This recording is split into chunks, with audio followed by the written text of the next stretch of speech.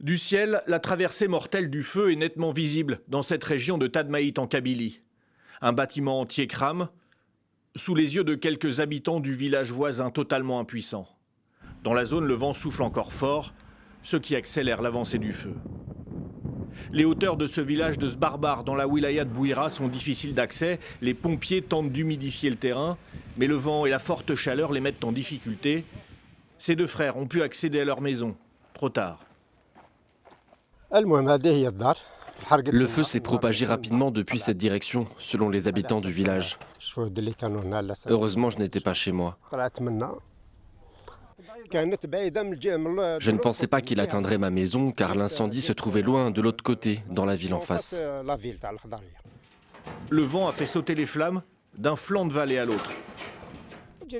Nous avons couru pour essayer de sauver tout ce qui était possible, mais mon cousin m'a appelé pour me dire qu'il n'était pas sûr de s'approcher de l'incendie. Les pompiers avaient évacué les habitants du village vers le centre-ville par sécurité.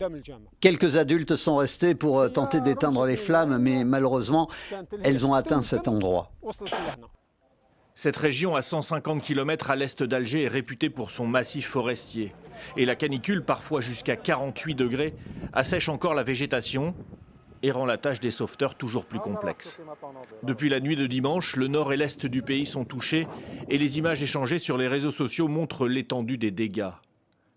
10 militaires sont morts dans la région de Béjaïa, entourés et piégés par les flammes. Plus de 1500 personnes ont dû être évacuées de leur village, notamment en Kabylie, fortement touchée.